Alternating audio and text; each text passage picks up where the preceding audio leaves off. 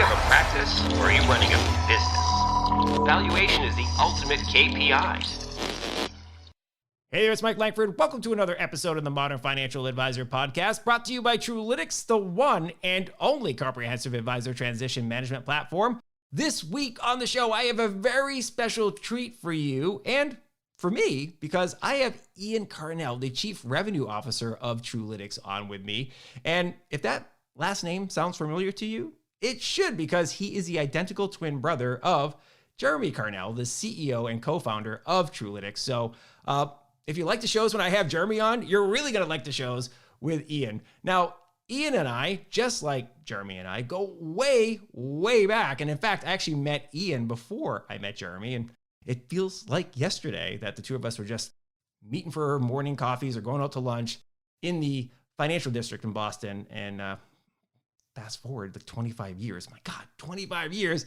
Here we are recording our first podcast together. We've actually never been on camera or on audio together. So this is going to be a real treat for me. I have great admiration for Ian. He's always been a great friend and at times mentor for me. I think you're going to get a lot out of the show. Particularly what I'm interested in hearing from Ian is his fresh perspective on the industry, right?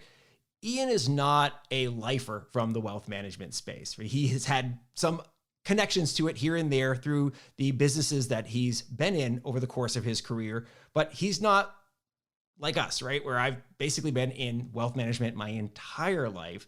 And sometimes when you bring somebody in from outside of the space, they can bring a fresh set of eyes, right? They can see things like opportunities that you and I might have missed. They can hear things being articulated from advisors and executives at wealth management firms that maybe, for us, it just kind of goes over our head because we've heard it a million times. So I'm really, really excited to hear that fresh perspective. Again, Ian's somebody that I've known for a very long time, pretty much almost my whole adult life. He's really, really bright, and he's that type of dude who really sees new stuff. He's got this great eye for innovative ideas and seeing trends, like where the world is headed. So you are going to love this conversation, okay? Before we get started, as always, please do make sure you send in your questions or suggestions for guests or topics for the show. You can reach us at podcast@truelytics.com, or you can swing by truelytics.com, use that contact form. And of course, hit us up on the socials. We are active on LinkedIn, Twitter, Facebook, the YouTubes. Love to hear from you there. And if you're leaving a comment, also make sure you'll give it a like and a share with your network, because of course they're going to want to hear this conversation as well. And if you want to follow up with me, I'm at Mike Langford basically everywhere. I'm real easy to find. I am the Mike Langford, but don't put the "the" on there. Just at Mike Langford. Super duper easy. Okay. Lastly, if you haven't done so already, please do make sure you subscribe to the podcast on Apple Podcasts, Spotify, Stitcher, SoundCloud. Again, YouTube, wherever you'd like to get your podcast jam on, you can find us there. Okay. All right. Let's get to the conversation with Ian Karnell, the Chief Revenue Officer of Truelytics. Ian Karnell, so magnificently awesome to see you on my screen. Finally, I've been waiting for this for 6 months. So welcome to your first appearance on the Modern Financial Advisor Podcast. It's a privilege to be here. It's good. Thank you, Michael. You're very Especially, welcome. we go way back. We go back to Boston, our Boston days with you at State Street, and me running a digital agency. Yeah, it's so fascinating when you realize that there are friends that you have. And colleagues as well, that you're like, I've known you for 25 years. Basically, my entire adult life, you and I have been in each other's lives. And they're like, this is really wild. I moved to Austin, and they're like, literally, I think the year after you moved to Austin, and then Jeremy follows. And it's just such a wild experience. You realize, this dude's been in my life for 25 years. It's really, really cool. It's amazing. It is. I'm really excited to have you on the show, not just because we go way, way back, and it's you have this fresh perspective, right? So you joined Truelytics in November as Chief Revenue Officer. That position didn't exist before, right? Correct. And you don't have 25 years of experience in the wealth management industry like I do, right? I've been in this pretty much my whole career. I had zero. Right? Yeah, you had zero. I started my career answering phones for mutual fund companies, right? When I was still in college.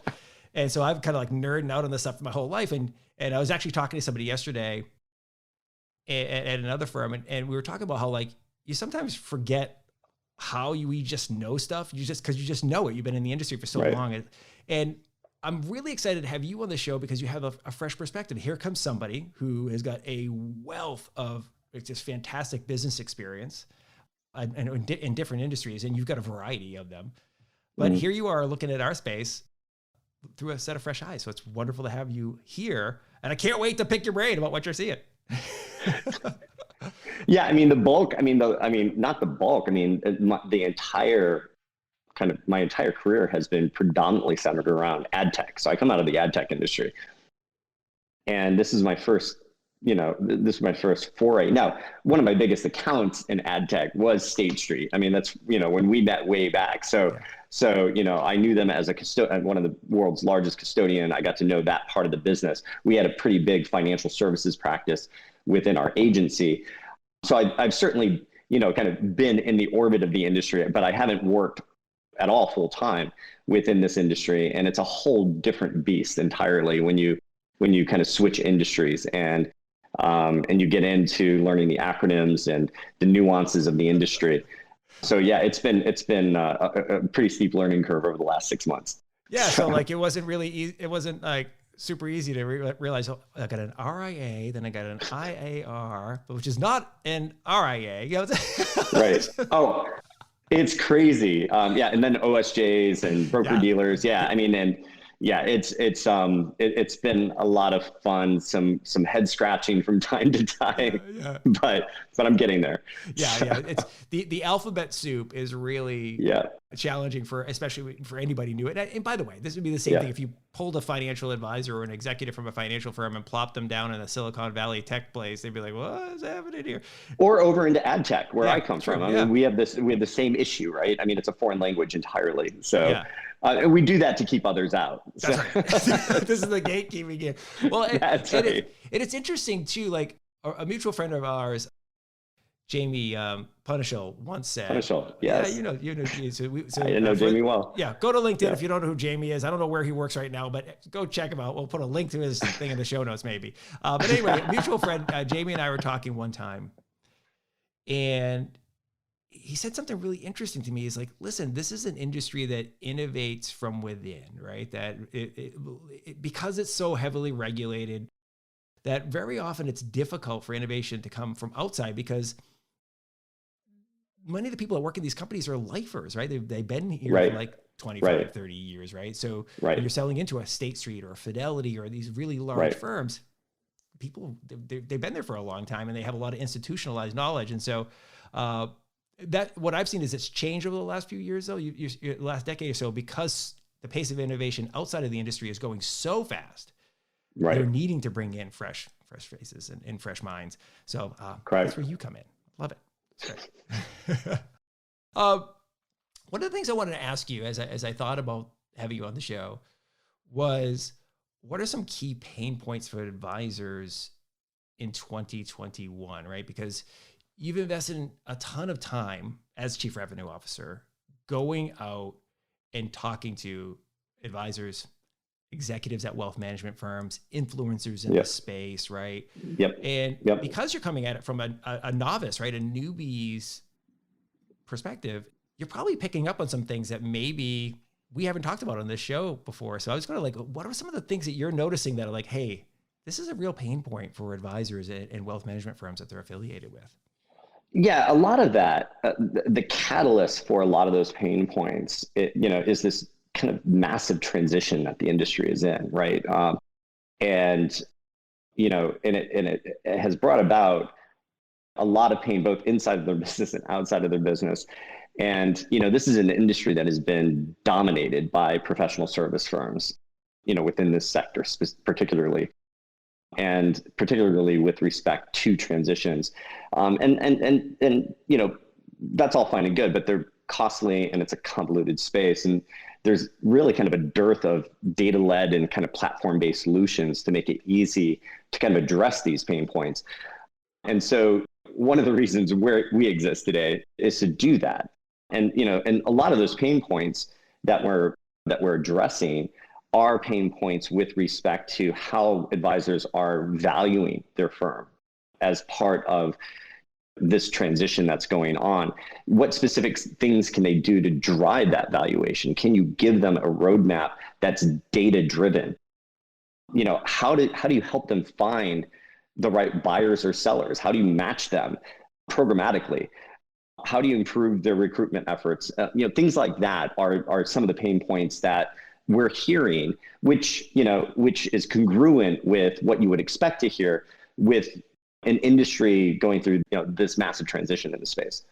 I like that you mentioned that there's been a lack of data-driven approach to the concept of transition, because I think you're 100% right. I think there's been a lot of finger in the wind. Yep. Is this feels about right? Maybe I'll take the 3-iron out for this one. And part of that is because, number one, most advisors only go through transition, exit specifically, once, right? They're only going to do this one time. Right. We're also in the very first wave of OG financial advisors transitioning out of the business, right? Like, this is a relatively new profession, and the people who are financial advisors, we consider financial advisors, it's brand new, right, for them. Right. And so, but the other thing is that the businesses that have been serving, or the consultants and the like, and valuation firms that have been consulting traditionally in this space, they're kind of like, there's a bespoke approach, right? You'd be surprised at how many firms are using a spreadsheet. They're like, oh yeah, here's what your business is worth, right? Or they're picking up a magazine that says, 15 businesses sold last year, the average multiple was this, and it puts these ideas in people's heads. So you're right, like a data-driven approach. I mean, you would never manage a client's portfolio that way with it. Yeah, we're winging it. Yeah. No. One of the very first phone calls I had when I joined a CRO, we were talking to an advisor, and we asked the question, like, how are you, well, we were speaking to a consultant to advisors, and we asked, like, how are you, deriving valuation today? And he held up, his pad of paper and his pen, and doing just some calculations there. It was eye-opening, and it's been consistent with almost every other phone call that we've had or meeting that we've had, is that the industry itself has embraced data as the foundation for driving a lot of financial products. We've seen very few data-driven, platform-driven initiatives to help the advisor or the large broker dealer address business optimization or strategic selling, practice management, things like that. So there's a huge delta between the two. I find that ironic, but it's not uncommon in any industry that you find that. I think financial services particularly lags relative to some of these other industries that, particularly ad tech. I mean, I think ad tech is really at the forefront of how they embrace technology to drive growth within their own business or transition with their business, et cetera. Yeah. So, I love that we're having this conversation specifically because it is, one thing that we always try to keep in mind is advisors are running small businesses. I mean, even if they have $1 billion AUM, chances are there's less than 20 people working at that company. Correct. Right? It's a really small business, right? Even though it's, generating millions of dollars of revenue, usually, less than 10 million, but still it's a small business by every definition there is. A few people, not a huge amount of revenue. It's a great business. Right. But they're not going to have all these sophisticated data analytics tools when it comes to managing the business, finding out where there's some weaknesses and some strengths, understanding the value of the business and transition. So it's really, again, it's so exciting to be at this forefront of like how that's changing, and having, again, you've seen it in your other spaces, right? Like you come from a space, ad tech comes from a space where the investment in technology has been massive. There's a very high rate of transition and acquisitions, right? Like in that space, right? You're always hearing about one agency acquiring another, one agency, or tech firm acquiring another tech firm in the space, right? Because it's just moving at a blistering pace. But this is an industry where you can be a little like, chill, I can wait. Yeah, it's interesting. I mean, when you think of some the catalyst in advertising and what drove the disruption in that market and the transition in that market, It was the internet, right? And so up until that point, you had traditional media driving that and driven by the same demographic of leaders that are, kind of at the helm of these RIAs today. And so, and that are looking at retirement and looking to kind of transition out. And so although not the same kind of, not the same kind of catalyst per se, even though, the internet has led to data-driven SaaS-based platforms that are solving these particularly challenging solutions that, as I said before, have been the domain of professional service firms up until this point. The catalyst here is just you have an industry, first generation industry, that is looking at retirement for the first time, and trillions of dollars of AUM are in flux. And there are dynamics both for the individual advisor and for the large institutions, the enterprises, the broker dealers and the large multi-office RIAs and OSJs that are looking to benefit from this transition. Yeah. They have the resources to disproportionately benefit and, obtaining this AUM, these trillions of dollars that are becoming available. But the small guys also see that as well. Like I know an advisor. I have a relationship with a gentleman who runs an RIA in Houston, and it's like a 50 million in AUM. But he was telling me about a deal he's brokering to acquire another RIA. That's a $500 million in AUM. He's just swinging for the fences. I love that. I mean, and that's not inconsistent with some of the advisors who are younger, more tech savvy, wanting to make some moves in this market and take advantage of these trends. Yeah. I love that story. I want to meet this guy. Yeah, isn't that great? Fantastic. Yeah, I mean, it is true. By the way, that's not uncommon in other business lines, right? That a smaller business will find a way to acquire a larger business through, or take over, right? And in that case, it might be an innovative succession plan, buy his way into the business and be the person who takes over at some point in time through financing.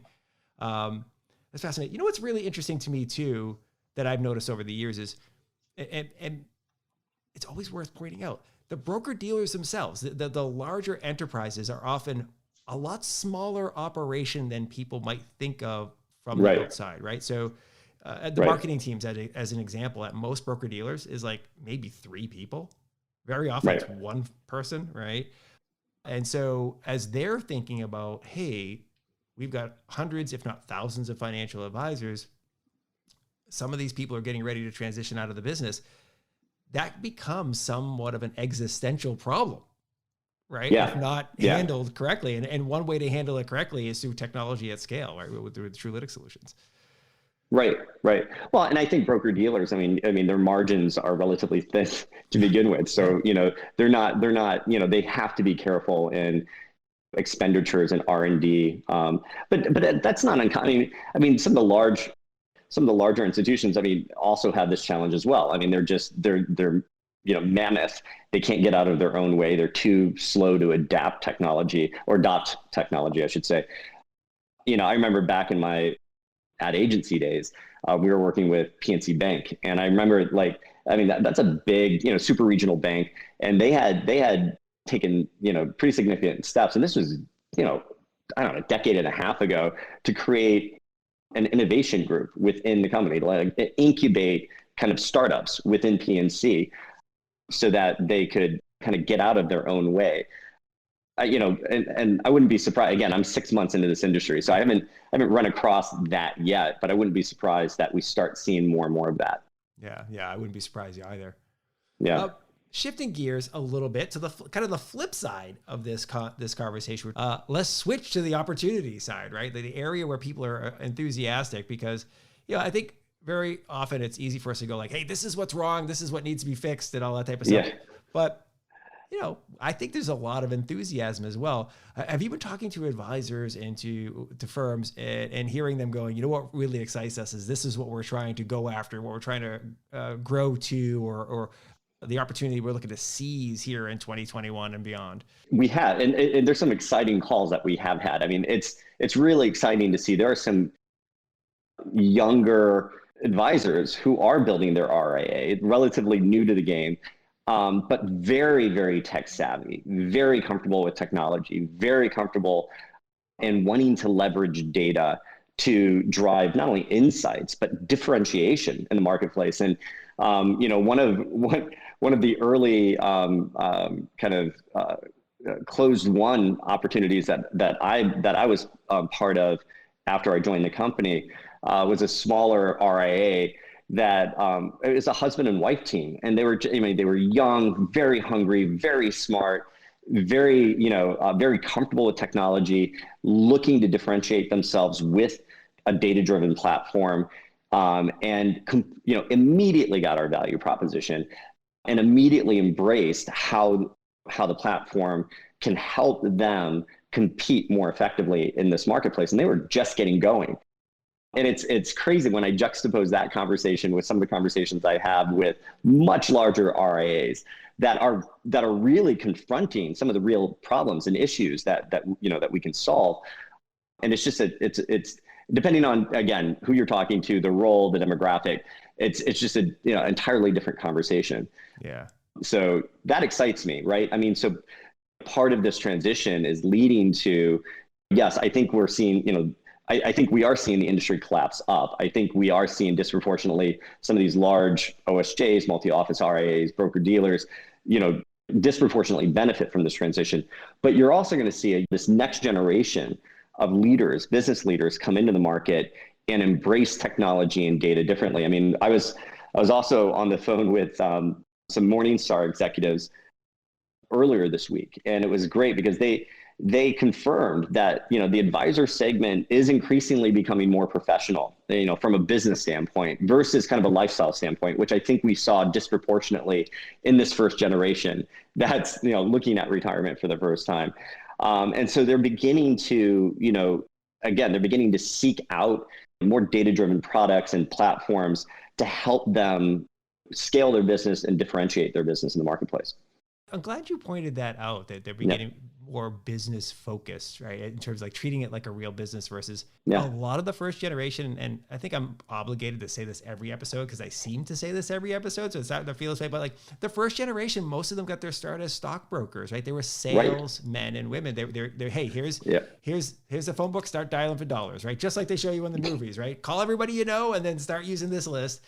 And there's nothing wrong with that, by the way, but what ended up happening is you grew the business as it's a book of business. Like I'm selling into this group of people, and you had this job that you owned in many ways. But the younger generation, and we're talking like people who are in their 40s now, like we're still talking like, where like their careers, early in their careers, they had the internet from day one, right? Like they entered the workforce, had the internet.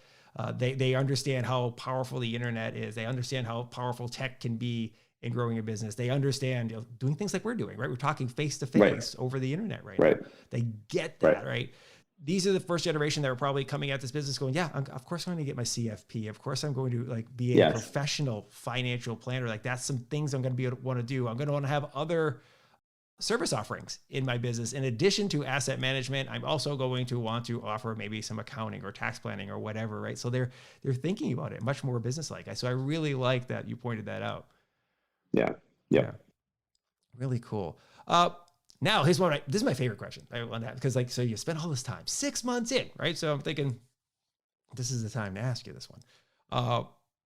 What surprised you so far the most? Because anytime you get into a new business, the first couple of months, your head's spinning, drinking from the fire hose, trying to figure out, like you said, the alphabet soup.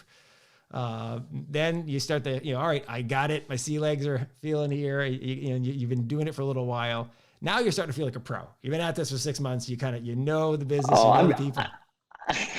I'm nowhere near feeling like I'm a pro yet. No, you have to lower that bar. There's no way I feel like a pro yet. Not in this industry. Still my sea legs. But okay, well, be that as it may, I'm sure some things have been like, that's interesting. I'd never thought of that, or that's surprising to me and it could be a good surprise, by the way. This does not have to be like a holy crap, what is wrong with you people type of question, but like, is there anything you like just kind of like wowed you a bit? Well, I mean, I think we've been, this has been the theme, I think, so far in this conversation. I mean, I think for me, I kind of came into this industry thinking it would be, much more competitive. I was very aware when my brother was founding the business a few years ago, or part of that founding team. And, and I kind of at a surface level knew their value proposition. And, but it was in, wealth management, it was in financial services. And I just, kind of my supposition was that this would be a marketplace that was highly competitive, where there would be, kind of a wealth of options, and an industry that uses data and technology for a lot of their financial products, and to benefit their customers.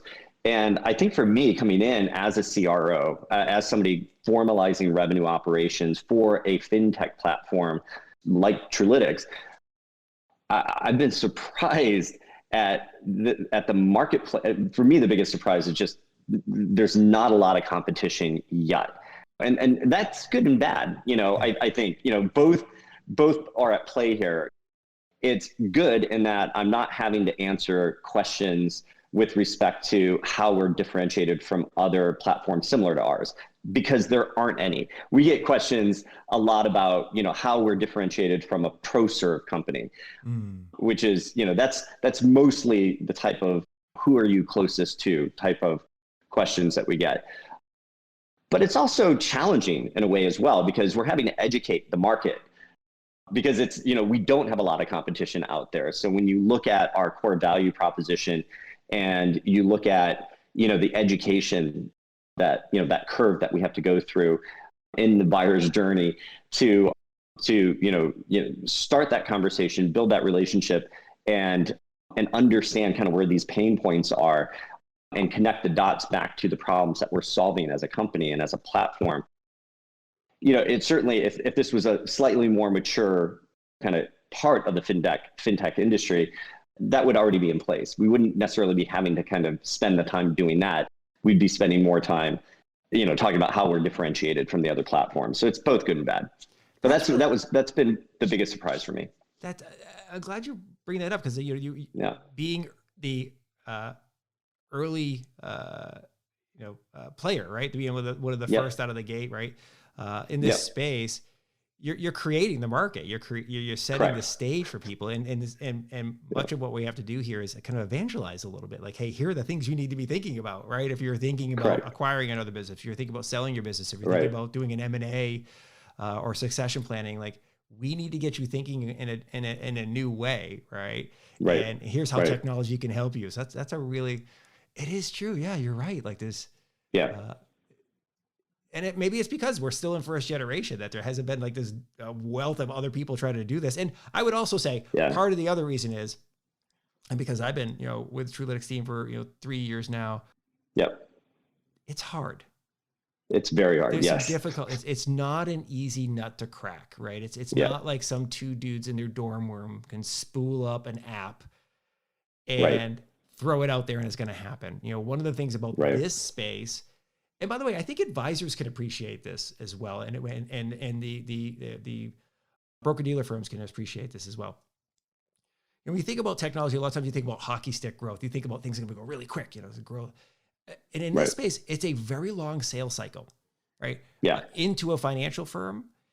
And for advisors too, like they get it. Like you meet a client, they don't immediately go, hey, wonderful meeting you. Here's all my money. Let's go. Right. It usually takes a while. And even if they do love you, it might take, several months before the assets land in the account, or it may take several years because they're waiting for a rollover and so forth. So the relationship's really tiny until they switch jobs or whatever. And I think Truelytics kind of echoes that a bit too. Like there's a bit of education here, but once people are in, it's like, this is the jam. It works. Yeah. And you have, obviously there are different obstacles for different customer segments. We're not, for the individual advisor, we've already established that their focus on business practices and using data and platforms to solve for issues around how to optimize business practices, be it practice management, be it valuations, be it, succession planning, whatever. That's one of the hurdles, right? You have to, because it hasn't been a primary focus. It's been predominantly a lifestyle business for some of them. You have to, there's a pretty steep learning curve there that you have to go through. There's a demographic, kind of hurdle as well. You're talking to a generation that didn't grow up with technology, didn't grow up with cloud-based solutions. And so, that becomes a hurdle. At the higher end of the market, when we're talking to executives at, BlackRock or, whatever large broker deal. I mean, we have a lot of large broker dealer relationships that license our platform. I mean, there are just different issues there, right? It's just the size of these organizations and the amount of alignment that you have to and buy-in that you have to establish in these large enterprises, and those sales cycles are just longer for different reasons, right? They have the team members that understand and value innovation and technology and data. It's a completely different set of hurdles there with respect to navigating the many hallways of these large enterprises. Yeah, totally get it. Yeah. Before we go into the next question that I had sent over to you, you made me think of something, because you talked about, and I think advisors will get a lot out of this. This is why I want to ask you this question.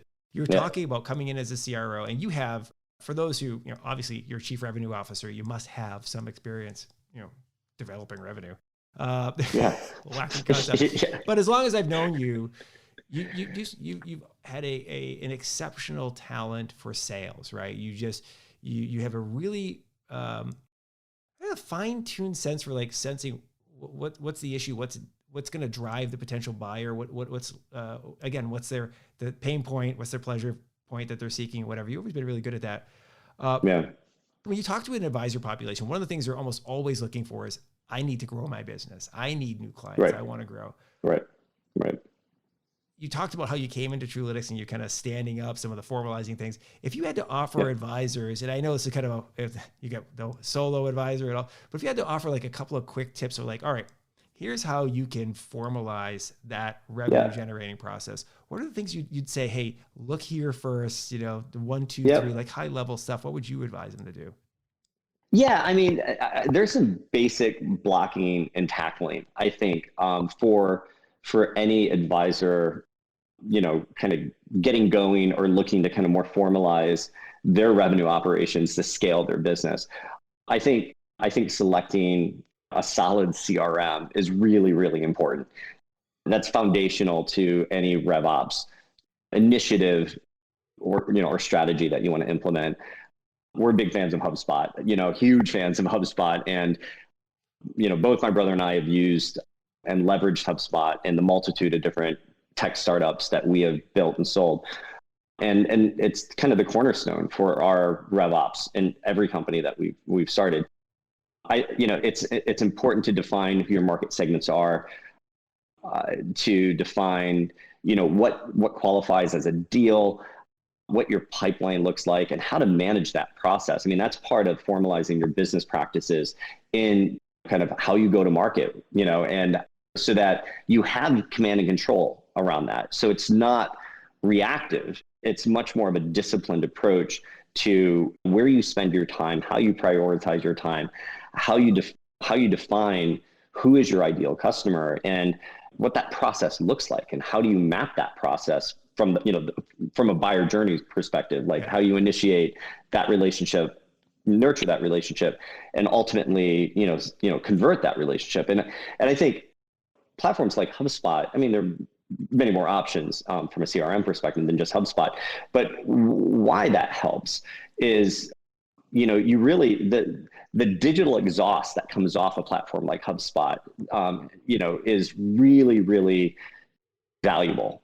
Your ability to understand, and again, this is using data as a way to inform how you run your business and where you spend your time and where, what investments you make and what are the returns on that investment. That's critical, I think, in any startup, and it's often overlooked in many ways. And so I would say, I mean, and that's one of the very first things I did when I joined the Truelytics team. They were already using HubSpot.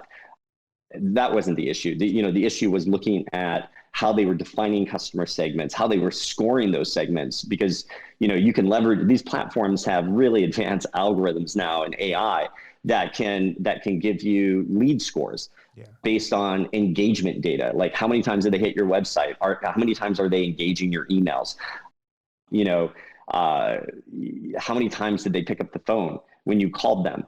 And they look at all of these different signals, and they can give you insights into, is this a deal that can likely close or not? You also want to understand deal velocity. How quickly can you get from point A to point B in closing a deal? And all of you don't need, I mean, we're 7 people at Truelytics. We're not a 40, 50, 60 person company. We're a 7-person fintech platform that's running a multi-million-dollar business in the wealth management sector. And it's because we can leverage platforms like this to help gain the insights, help us manage the business, and make better business decisions. I think it's so smart that you said that. And I'm glad I asked this question, by the way. Again, you're one of the best at it that I've ever met. The reason why I ask that question is oftentimes when you talk to advisors and you ask them where new business comes from, they'll tell you it comes from referrals. And if you ask the follow-up question of like, well, where do you get your referrals? It's a little bit like, I mean, they happen. So there's a lot of hoping and waiting that new deals come. But yet when you survey and talk to advisors, it's often the thing they want most is more business. And so I wanted to just get your take on it. I think it's really smart that you talked about, kind of formalizing a process, identifying what actually is a deal, understanding how long does it take to close a deal, like what, and where are those deals coming from? Just, it doesn't have to sound complicated. Exactly what you said. It's like, yes, you can use HubSpot or Redtail or some other CRM or whatever. But you can use, you could even use Outlook or something like that. But like having a process in place to go, okay, this is what I did to bring in this prospective deal. This is where they are in the process, and tracking along. Much better than going, I get referrals. They happen. Well, and a lot of these, I mean, and even if you get referrals, I mean, the issue is, again, I think for a lot of advisors that are, not necessarily kind of focused on business practices, they're just reactive. And so you might get a referral, and if that referral's hot, great, you might be able to kind of close that pretty quickly. But some referrals take more time. They need nurturing. And I think over time that can become it can become burdensome, because a lot of that will just fall through the cracks unless you are using a CRM to help you look at aging, to help you set up automated workflows so that you can become, like, again, a 2-person, 3-person, 4-person, 5-person RIA. Leveraging these types of platforms can look like a much bigger company because you can set up workflows and automations that really take the stress off of having to manually follow up with everyone. You can build these types of workflows and automations within these platforms and help you identify how you prioritize your day. And so it's really about, at the end of the day, what's going to drive the most effective results for your business. And again, leveraging, the theme of this podcast, I think leveraging data and platforms like Truelytics or like a HubSpot, I think gives you, a competitive advantage in the marketplace for those who embrace it. Fantastic. So like I said, glad I asked this question. It's going to be really valuable for the listeners. Okay, wrapping it up here. This one is kind of like my favorite question I saved for the end. Well, actually, I already said that one was my favorite. Okay, so this is my second favorite. All right, so as a chief revenue officer, you're obviously looking to drive revenue growth. It's in the name, kind of. And revenue growth for Truelytics is going to come in the same way that it comes for the advisors, right? You're going to expand business by selling more stuff to your same clients or selling more of your same product, or you're going to grow by getting new clients or through introducing new products to the space. And so for advisors and wealth management executives who are listening or watching the show on YouTube or wherever they like to hang out, what would you like to know about their business that Truelytics could help them with, right? So you're poking and prodding and so forth and asking questions, but if somebody's listening, like, oh, what we really need help with? This. What are you dying to know? It's really interesting. I have a love-hate relationship with the title Chief Revenue Officer because it makes it about your company, and it's about revenue growth for your company. And I think effective sales leaders make it about their customer's company, right? And the customer's issues and challenges. I better like kind of chief growth officer because it can play both ways, right? It can play, it certainly has meaning within your own company because you're kind of charged with leading, the growth of the company, but it also plays in kind of the prospective customer's court as well, because in many ways you're helping them think about how to solve their problems, how to overcome their gating issues to either grow or go through this like massive transition. And so for us, and particularly for Truelytics, it's interesting because we've thought a lot about this, and we've made some massive updates to our platform recently. In our most recent release, we announced some new enhancements to our platform, one of them being unified dashboards. And so we really began to think through this question about how do we reduce the delta between somebody signing on our platform and getting immediate value from our platform. How do we reduce that delta? And that obviously led us to understanding the challenges confronted by many of our customers, and a lot of them tie back to what their primary business objective is. And so in this new release that we just announced a week ago, we announced unified dashboards, and the unified dashboard concept really allows our customers to come on to sign into our platform, and one of the first steps is to identify for us what their primary business objective is. And based on that primary business objective, our dashboards immediately customize themselves based on that primary business objectives. And it will give you not only data insights, it will give you steps to engage our platform so that we're helping you immediately achieve that business, that whatever that primary business objective is. And so that's the thing I'm dying to know. Like on my phone calls today, I'm trying to get from my customers an understanding of what their primary business objective is. Is it practice optimization? Is it finding a successor? Is it business continuity, strategic growth, external sale, exploring a merger or acquisition? Any one of those primary business objectives is a use case we solve for in our platform. And I can speak specifically to the value of our platform and how we solve for that, and really kind of clearly, demonstrate the value very early on in those conversations. And so those are the things I'm trying to get at. The demos are great because when they give me that information, I can put that right into the platform, show them how the unified dashboard immediately adapts itself to that primary business objective, and then lead them through kind of a multi-step process to demonstrate to them, this is how the platform can impact your business today. And this is the value that you can realize today. I love it. I love it. And this is a fantastic way to wrap it up here. It really is. You're putting the customer first and asking them, hey, what are the problems you're trying to solve for? Because, that is what you're here for, right? You to just develop this product, as you said, to sell and make money. It's like, hey, look, we're trying to help you guys navigate this transition process, and we can help, but you got to tell us a little bit more, right? Like, are we helping you the way you want to be helped? I love it. I love it. Well, Ian, this has been fantastic. Great catching up, but also just really getting some great insights from you. Fantastic. Thank you, sir. I'm sure some people are going to want to follow up. You're welcome. What's the best way for people to get in touch with you? Well, there's really two ways. One is my email, ian@truelytics.com. And the second way is if you go to truelytics.com, you'll see a little chat window in the bottom right, and that's my picture. And so you can chat with me directly that way. So you can find me on our website, shoot me a chat or shoot me an email. I'll get you my cell phone number and we can go from there. Dude, by the way, before we let people go, they got to hear this. So I was really tempted so many times when I go to Truelytics website to just click on it because they're like, oh, I'm just going to click on it and mess with them. Just gonna text it. So don't mess with them. But anyways, I was very tempted to do it. And one last thing. It goes directly to me, and I answer those pretty quickly. That's great. Well, now you're going to hear from us. Like, hey, dude, what are you doing? That's awesome. So by the way, for everybody else who's listening, I always encourage people to follow Truelytics on LinkedIn, to engage with us there. You're on LinkedIn. I know you are. Yep. But by the way, I've done seminars on LinkedIn usage and all this type of stuff over the years for advisors specifically. I've trained many hundreds, probably in the thousands now, of advisors on how to use LinkedIn. Ian Karnell is the gentleman who turned me on to LinkedIn very early on. And Ian and I are both one of the first 1 million LinkedIn users. Yes, we are. We are very.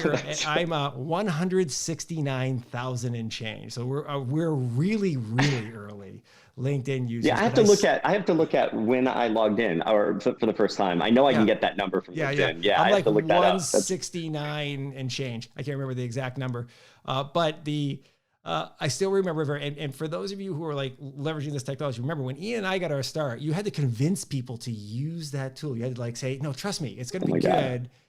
You put your resume stuff in there. People can follow you, connect with you. You can 6 degrees of separation stuff. And people will be like, why would I want my information on the internet?